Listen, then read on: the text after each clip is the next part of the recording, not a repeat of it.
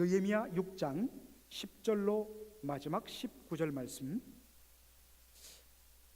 우리 화면을 한번 볼까요? 그리고 한 절씩 한번 교도하겠습니다. 이후에 모헤다벨의 손자 들라야의 아들 스마야가 두문불출하기로 내가 그 집에 가니 저가 이르기를 저희가 너를 죽이러 올 터이니 우리가 하나님의 전으로 가서 외소 안에 있고 그 문을 닫자. 저희가 필연 밤에 와서 너를 죽이리라 하기로 내가 이르기를 나 같은 자가 어찌 도망하며 나 같은 몸이여 누가 외소에 들어가서 생명을 보존하겠느냐. 나는 들어가지 않겠노라 하고 깨달은즉 저는 하나님의 보내신 바가 아니라 도비아와 산발랏에게 뇌물을 받고 내게 이런 예언을 함이라. 저희가 뇌물을 준 까닭은 나를 두렵게 하고 이렇게 함으로 범죄하게 하고 악한 말을 지어 나를 비방하려 함이었느니라. 내 하나님이여 도비아와 산발랏과 여선지 노아다야 그 남은 선지자들 무릇 나를 두렵게 하고자 한 자의 소위를 기억하옵소서 하였노라. 성 역사가 52일 만에 엘룰월 25일에 끝나매 우리 모든 대적과 사면 이방 사람들이 이를 듣고 다 두려워하여 스스로 낙담하였으니 이는 이 역사를 우리 하나님이 이루신 것을 알미니라. 그때에 유다의 귀인들이 여러 번 도비아에게 편지하였고 도비아의 편지도 저희에게 이르렀으니 도비아는 아라의 아들 스가냐의 사위가 되었고 도비아의 아들 요하난도 베라가의 아들 무술람의 딸을 취하였으므로 유다에서 저와 동맹한 자가 많음이라. 다 같이요. 저희들이 도비아의 선행을 내 앞에 말하고 또 나의 말도 저에게 전하매 도비아가 항상 내게 편지하여 나를 두렵게 하고자 하였느니라. 아멘. 오늘 저는 하나님이 하셨다라는 이 고백으로 제목을 삼았습니다. 이제 성전 예루살렘 성벽의 재건이 완전히 눈앞에 다가왔습니다. 느헤미야 6장 1절 보니까 지난 시간에 우리가 본 것처럼 어떻게 됐다고요? 성벽이 다 쌓아지고 마지막 문짝만 달면 되는 마지막을 남겨두고 있었다는 것입니다. 정말 이 마지막이 가까울수록 얼마나 공격이 더 집요하고 더 무섭고 더 심한지, 마치 새벽 동이 트기 전에 새벽 동이 팍 하고 빛이 밝아오기 전에 가장 칠흑 같은 새벽의 어둠이 임하듯이 우리 주 예수 그리스도께서 이 땅에 다시 오실, 이미 사실 우리 주 예수 그리스도의 이 재림은 실제로는 지금 시작된 거나 마찬가지입니다. 종말은 이미 시작되었습니다. 그런데 시간적으로는 훨씬 더 우리 주님의 세컨드 커밍, 재림이 가까워 오고 있는 이때에 주님의 재림이 가까울수록 세상이 더 악하고 더 포악하고 더 복음에 대해서 공격적이 된다는 것입니다. 물론 아담과 하와의 타락 이후 이미 타락된 세상은 그때나 지금이나 똑같이 어둡고 똑같이 복음에 대해서, 하나님의 은혜에 대해서, 하나님의 구원받은 백성에 대해서, 공동체에 대해서 강하게 공격을 합니다. 그런데 바로 마지막이 될수록 그 공격의 강도가 더 커진다는 것입니다. 왜 이렇게 극심하게 집중적으로 공격하느냐? 성벽 재건이 이제 마무리되어 간다는 의미이기도 합니다. 그래서 어떤 의미에서 이런 공격이 심하고 또 여러 가지 참 우리 개인이 또 가정이 그리고 교회 공동체가 영적으로 막 서가려고 할 때에 그럴 때일수록 공격도 따라서 심하게 일어났다는 것입니다. 그때에 우리가 이제 눈을 들어서 어떻게 하면 좋아, 어떻게 하면 좋아, 인간이기 때문에 우리가 염려도 되고 낙심도 되지만 오히려 역사를 이루시며 완성하시는 하나님의 눈으로 바라보면 이제 얼마 남지 않았구나, 얼마 남지 않았다는 사인이구나, 오히려 그것을 믿음으로 받아들이고 더 꿋꿋하게 주님 앞에 달려나가는 저와 여러분 되기를 주의 이름으로 축원합니다. 지난주에 우리가 보기에 편지를 보내고 또 만나자고 해갖고 거짓된 소문을 퍼뜨리면서 느헤미야를 유인해서 오노 평지에서 느헤미야를 죽여버리려고, 느헤미야가 죽으면 이제 거의 다 끝나갔지만 느헤미야가 죽음으로 말미암아 사람들이 낙심하고 절망해서 예루살렘 성벽 재건은 실패로 도루묵이 될 것이다. 그래서 갖가지 술책을 써서 느헤미야를 유인하려고 했지만 느헤미야가 그 술책을 알아버리고 반응하지 않습니다. 그랬더니 마지막으로 그들이 동원한 술책이 뭐였습니까? 오늘 본문에 보니까 바로 그들과 내통하는 내부의 적들을 이용하여서 느헤미야를 무너뜨리려 하는 그러한 술책을 꾸민 것입니다. 여러분, 사실 외부의 적들은 조금 두렵긴 하지만 어차피 저들은 항상 우리를 대적하고 우리를 반대했기 때문에 으려니 그러려니 하고 오히려 단합해서 띄워서 막을 수가 있습니다.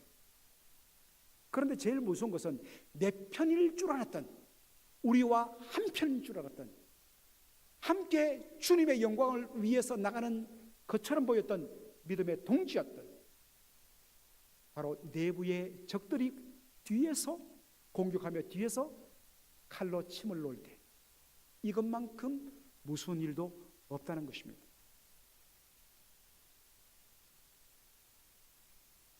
그 중에 한 사람이 바로 오늘 본문에 나오는 스마야라는 사람입니다. 이 스마야라는 사람을 우리가 뒤에 말씀을 보면 알겠지만 좀 더 우리가 보겠습니다만 이 사람은 제사장이었습니다.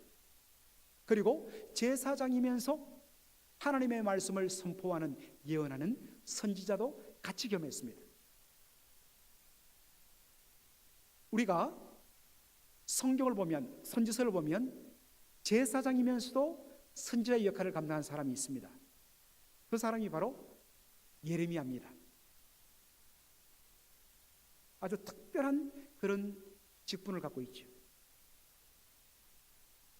그러니까 제사장이요 선지자니까 백성들의 영적인 지도자 아닙니까?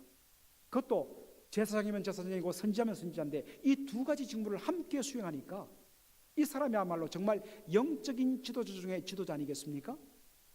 그 지도자니까 늘 예루살렘의 총독으로 온 느헤미야와 만났고 서로 협의하고 수기하고 머리를 맞댔지 않겠습니까? 거의 매일 만나다시피 했던 스마야가 어느 날 보니까 두문불출하다는 것입니다. 집에서 나오지 않더라는 것입니다. 이상하다. 저럴 사람이 아닌데 뭔가 큰일이 일어나지 않고는 저 사람이 저럴 수 없는데 싶어서 기다리다가 며칠 지나서 느헤미야가 스마야의 집으로 신방을 갑니다. 신방을 가봤더니만 이 사람이 막 두려워하는 눈빛을 가지고 느헤미야에게 이야기하는 것입니다. 내가 들었는데 누구 얘기 들었다는 것입니까? 이 사람의 말에 의하면 누가 이야기해줘서 들은 것이 아니라 오늘 12절에 보니까 그가 뇌물을 받고 예언했다 했습니다. 예언은 뭡니까? 하나님께로부터 말씀을 받아서 전하는 것이 예언 아닙니까? 그러므로 누구의 이름으로 지금 이야기했다는 겁니까? 하나님의 이름으로 이야기했다는 것입니다. 하나님께서 나에게 들려주셨는데 지금 느헤미야 당신의 대적들이 당신을 죽이기 위해서 급습할 것이라는 것을 내가 들었다. 그러므로 하나님께서 알려주시기를 너와 함께 성전의 외소에 가서 숨으라. 여러분들, 성전은 우리가 성막이 그렇듯이 성막은 성소와 지성소로 그렇게 나누어져 있지 않습니까? 솔로몬 시대에 성전을 지으면서 성전 안에는 외소, 성막으로 따지면 성소, 그리고 내소, 안내자를 써서 내소, 안쪽에 있는 거룩한 장소, 바로 지성소, 이렇게 두 군데로 구분되어 있었는데 어쨌든 간에 일단 성전 안에는 제사장 이외에는 들어가지 못하게 되어 있습니다. 나와 함께 성전의 외소에 가서 숨어서 이 재난을 피하자 하는 것을 봐서 이 스마야가 어떤 직분을 가진 사람인 것을 알 수 있다고요? 제사장이란 것입니다. 제사장 이외에는 성전 안으로 들어갈 수 없습니다. 그래서 나와 함께 들어가 숨자고 이야기한 것입니다. 자, 그런데 느헤미야가 6장 11절에 어떻게 반응합니까? 단호하게 거절합니다. 나 같은 몸이면 누가 성전의 외소에 들어가서 생명을 보존하겠느냐? 단호하게 거절합니다. 여러분, 느헤미야가 왜 이런 표현을 썼을까요? 나 같은 몸이 어찌하여서 목숨을 보존하려고 성전의 외소, 성전의 성소에 들어가 숨겠느냐? 나는 들어가지 않겠노라. 왜 그랬을까요? 자신은 제사장이 아니란 것입니다. 말씀에 따르면 제사장이 아니면 그 누구도 하나님의 성전 안에 들어가 함부로 거기에 있을 수 없다는 것입니다. 여러분, 이것을 무시하고 성전에 올라가서 향을 피우려 하다가 저주를 받고 심판을 받아서 문둥병자가 되어 일평생을 별궁에 갇히다가 죽은 사람 있지 않습니까? 우시야 왕이죠. 아무리 왕입니다. 모든 것을 다 가지고 있는 왕입니다. 그러나 하나님께서 성전 안에서는 제사장 이외에는 그 누구도 일하지 못하도록, 들어가지 못하도록 하나님께서 막으신 것입니다. 그것을 무시하고 함부로 성전에 들어가서 제사장만이 하나님 앞에 피워드리는 향불을 피웠다가 심판받고 저주받아 문둥병자가 된 사람이 우시야 왕이에요. 이 사실을 너무나 잘 알고 있는 느헤미야가 단호히 거절합니다. 아무리 목숨이 위험하더라도 제사장 외에는 성전에 들어갈 수 없는 것을 분명히 말씀하셨기 때문에 나는 말씀을 어길 수 없다. 차라리 죽었으면 죽었지.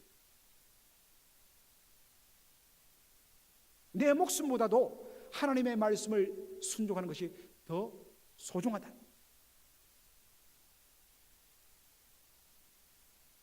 그 순간에 느헤미야의 심령 속에 깨달음이 왔습니다. 아하, 스마야는 하나님이 보낸 사람이 아니다. 이 사람이야말로 도비야와 산발랏의 뇌물을 받고서, 돈을 받고서 나에게 모든 누명을 덮어 씌우기 위해서 하나님의 이름으로 거짓 예언하는 가짜다. 그렇게 깨닫게 된 것입니다. 하나님이 보내셨다면, 그가 진정 하나님이 보내신 하나님의 사람이요, 그의 말이 하나님께서 하라 하신 예언이라면 뭐와 일치되어야 된다는 것입니까? 하나님의 말씀과 일치되어야 된다는 것입니다. 간혹 가다가 지금 성령님께서 내게 음성을 들려주셨다고 하는 그런 현대판 자칭 선지자들이 종종 있어요. 특별히 기도원 가면.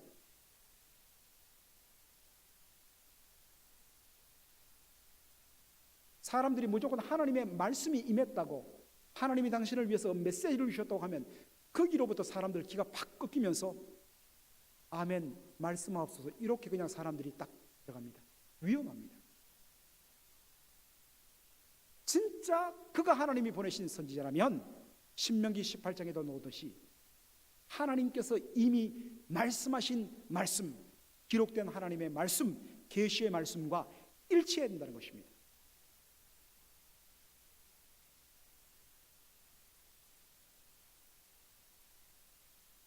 그가 진짜 하나님이 보내신 선지자라면 결코 하나님께서 그를 통해서 목숨을 구하기 위해서 성전 속에 숨자란 말 하나님 할 수 없다는 것입니다. 왜? 하나님께서는 이미 성전에는 제사장 이외에는 그 누구도 들어갈 수 없다고 말씀하셨기 때문에. 우리 하나님은 한 입 갖고 두 말 하지 않으십니다.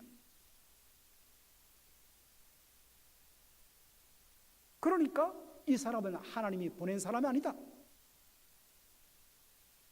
그럼 이 사람이 왜 이야기했겠느냐?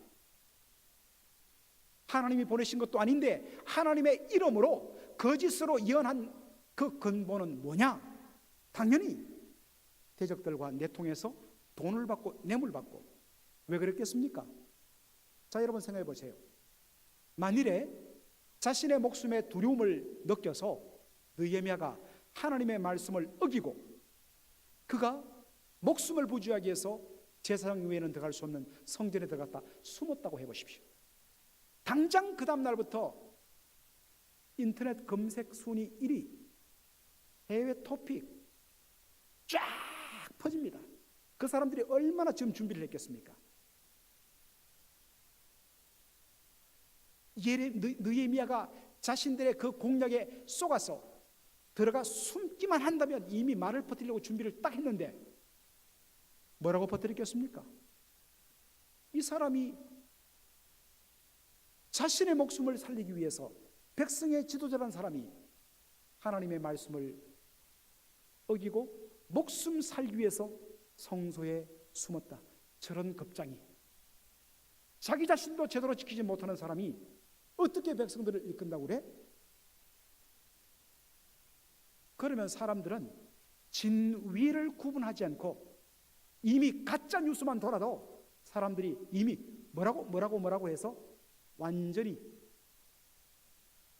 이게 부풀려 갖고 매장당할 수 있다는 것입니다. 느헤미야 한 사람만 무너지면 그것으로 끝나는 것이 아니라 바로 느헤미야가 이끌던 모든 공사가 다 무너지게 된다는 것입니다. 사랑하는 성도 여러분, 오늘 이 본문이 우리에게 주는 굉장한 교훈들이 두 가지가 있습니다. 세상 사람들의 논리는 철두철미하게 자신에게 이것이 유익이 되는가 안 되는가 하는 것입니다. 여러분들 그런 예화가 있지 않습니까?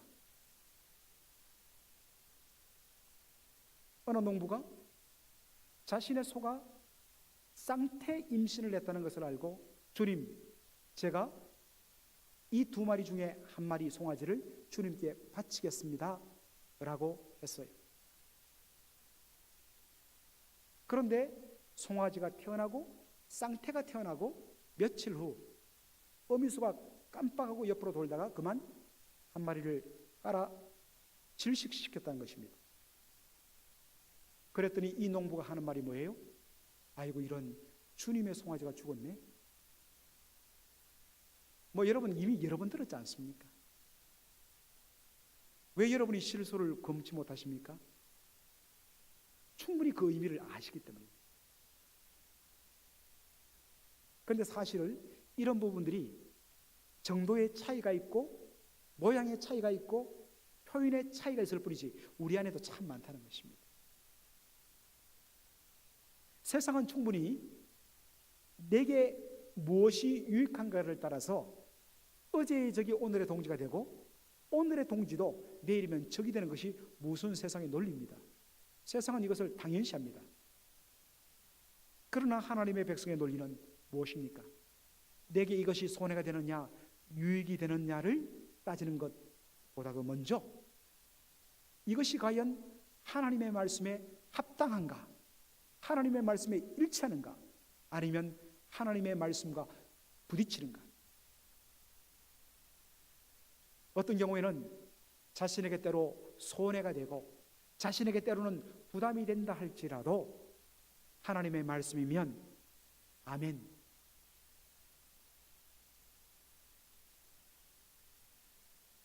자신의 목숨이 두려웠다 하더라도, 그것이 사실이라 할지라도 자신의 목숨을 구원하기 위해서 하나님의 제상 외에는 들어갈 수 없는 성소에는 들어가지 않겠다고, 차라리 내가 죽겠다고, 말씀을 지키겠다고 결단한 느헤미야.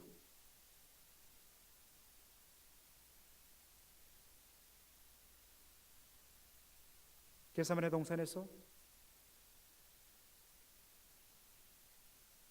아버지여, 내 뜻은 이 잔이 지나가기를 원하는데 그러나 내 뜻대로 마옵시고 아버지의 뜻대로 없어서, 그것이 십자가의 죽음이라 할지라도 아버지의 뜻대로 없어서. 우리가 몇 주 전에 말씀을 통해서 나누었던 사도 바울의 에베소 교회 장로들에게 한 고별 설교, 내가 달려갈 길과 주 예수께 받은 사명 곧 하나님의 은혜의 복음을 증거하려 하면은 나의 생명조차 조금도 귀한 것으로 여기지 않겠다. 예루살렘으로 올라가면 환난과 결박이 기다림에도 불구하고 그것이 주님의 복음을 전하는 바로 길이라면 기꺼이 환난과 결박, 십자가를 택하겠다는 것입니다. 참 어려운 이야기입니다만, 그러나 우리가 부담을 가지지 않을 수 없는 이유는 바로 그 주님 때문에 저와 여러분이 하나님의 백성이 되었기 때문입니다. 때로는 우리가 실패할 수도 있어요. 실수할 수도 있어요. 넘어질 수도 있습니다. 우리도 연약한 인생인지라 내 눈앞에 보이는 그 부분을 놓치기 싫어갖고 참 씨름하고 고민하다 때로는 우리가 하나님 말씀보다는 내 것을 먼저 붙드는 경우도 있습니다. 그러나 그것이 얼마나 우리를 고통스럽게 하고 부담스럽게 합니까? 왜 그렇습니까? 옛날 같았으면 그것이 문제가 안 되었습니다. 내 인생의 유일한 바로 기준은 내 자신이 잘 되는 것이기 때문에. 그런데 예수님의 은혜로 말미암아 우리 하나님의 자녀가 되고 하나님의 백성이 되다 보니까 신분이 바뀌고 소속이 바뀌다 보니까 이제는 그렇게 사는 것이 너무나 불편한 겁니다. 하나님의 나라와 하나님의 의를 위하고 하나님 말씀을 편에 서는 것이 굉장히 힘들고 어렵지만 그것 서지 않고서는 내 마음의 진정한 평안과 자유가 없기 때문에 고민하는 것, 이게 하나님 백성의 자세란 것입니다. 그리고 여기서 우리의 믿음이 더 성장했을 때 내가 죽더라도 손해가 보더라도 하나님의 말씀이 yes 하면 나도 yes요, 하나님의 말씀이 no 하면 나도 no 하겠다. 바로 이러한 순교자의 삶, 이런 진정 예수 그리스도의 정인의 삶 주여 살게 하여 주옵소서. 그것이 저와 여러분의 기도 제목입니다. 또 하나의 교훈과 도전은 지난 시간에도 잠시 말씀드렸지만 역시 분별의 중요성이라는 것입니다. 하나님이 보내신 선지자요, 그가 하나님의 이름으로 예언했다고 해서 무조건 아멘, 하나님의 말씀으로 받지 말라는 것입니다. 분별하라는 것입니다. 거짓의 아빈 마귀가 주님의 몸된 교회를 뒤흔들기 위해서 거짓된 가르침으로 또 거짓된 정보로 거짓된 분열책으로 수없이 사람들의 입을 통해서 교회를 흔듭니다. 그럴 때마다 분별해야 합니다. 제가 번번이 이야기하지만 우리 교회에서 제일 경계할 주의할 말이, 야, 니 들어봤나? 뭐뭐라 카더라, 들어봤나? 카더라 통신, 이거 제일 위험합니다. 그 말은 뭐겠습니까? 확인 안 됐다는 것입니다. 여러분은 확인 안 된 것에는 절대로 반응하지 마십시오. 성경에도 반드시 한쪽 말만 듣지 말고 양쪽 이야기를 다 들으라고 그랬어요. 절대로 누가 뭐라고 이야기하는 부분에 대해서 딱 그쪽에 쏠리다 보면 그 순간부터 내가 함부로 형제 자매를 정죄하는 심판자, 하나님 외에는 설 수 없는 심판자에 섭니다. 그러므로 바른 분별을 하기 위해서는 그만큼 우리가 주의해야 된다는 것입니다. 확인되지 않는 말 절대로 옮겨서는 안 돼요. 내가 무심코 옮긴, 나도 들었는데 뭐 하고 옮긴 그 말이 형제자매를 죽여버립니다. 반드시 분별해야 됩니다. 더군다나 장로님들, 목회자들, 디모데전서 5장 19절에도 말했듯이 특별히 장로에 대해서는 두세 사람의 정인이 없으면 결코 송사를 받지 말라 했습니다. 그만큼 저나 우리 장로님들을 세워달라는 말이 아니라 지도자이기 때문에 마귀는 교회를 어지럽히고 주님의 영적 공동체를 공격할 가장 좋은 것으로 결국 지도자를 택하게 되어 있습니다. 그만큼 여러분들 목회자나 장로님에 대해서 어떤 이슈가 들어졌을 때는 확인하지 않으면 절대로 반응하지 마십시오. 저를 보호하고 우리 장로님들을 보호하려는 것이 아니라 분별하라는 것입니다. 바른 말씀의 기준에 의했습니다. 그러므로 여러분들 어떻게 되겠습니까? 날마다 말씀과 기도 안에 끼어있지 않으면 여러분의 순수한 것으로는 절대로 분별할 수 없어요. 마귀는 더 교묘합니다. 심지어는 하나님의 이름으로 예언을 통해서 그렇게 말했다고요. 여러분들 말씀과 기도로 영적으로 끼어 있으면요, 웬만하면 여러분들 이것이 지금 어떤 것으로 나왔다는 것 여러분 짐작하고 파악할 수 있어요. 끼어 있어야 됩니다. 그래야지. 왜 그게 중요하냐? 분명하게 악한 마귀는 다양한 거짓말로 주님의 몸된 교회가 바로 서려고 할수록 흔들려고 자꾸만 말을 퍼뜨려요. 그런데 이렇게 기도하고 말씀으로 깨어있는 사람들이 날마다 말씀 묵상하며 기도로 깨어있을 때, 그런 사람들이 곳곳에 있을 때 딱딱 오는 흐름들을 차단하고 분별하고 바로 딱 잡아주면요, 그 흐름들이 뚝 끊어져 버려요. 그만큼 중요합니다. 그러므로 이것을 위해서, 말씀대로 살기 위해서라도 말씀과 기도로 깨어있는 삶, 얼마나 중요한지 몰라요. 오늘 시간이 많이 갔는데